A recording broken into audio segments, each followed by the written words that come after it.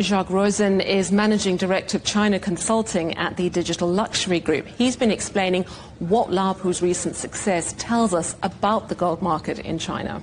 First of all, they've aligned themselves perfectly to benefit from the perception of gold as a good investment, which is a historical perception in China, but has only been reinforced recently with the appreciation of gold. Chinese consumers today are looking to make good investments. And in the current environment, they don't have a lot of good investments to make, so gold is very reassuring to them. That's the first thing that Laopu Gold is benefiting from. The second thing is they're really tapping into this national pride. When you think about their design, it borrows a lot from the Chinese mythology, good luck, talismans, good fortune, good health. And so, that resonates culturally very much. And on top of it, they've been anchoring themselves in traditional craftsmanship. And when I say traditional, I really mean traditional because we're talking about 2,000 years old techniques.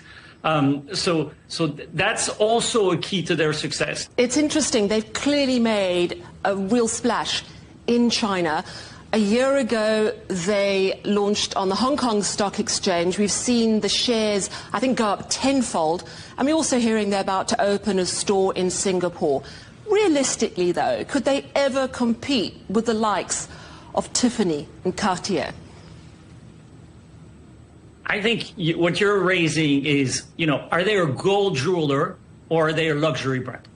And I think today they're taking market shares from both the international luxury brands and the local gold brands.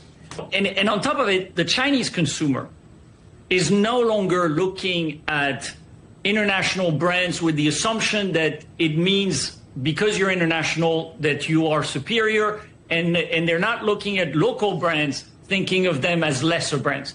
So to some extent, they may have found a way to carve a successful spot in between luxury and gold jewelers, and I think that's very interesting. If you look at Cartier, they're doing really well in their jewelry at the moment. And I'm wondering if this is a good opportunity for Laopu Gold to go global. Do you think that's the intention? I think, today Laopu Gold has 37 stores. If you compare them to Chow Tai Fook, they have 7,000 stores.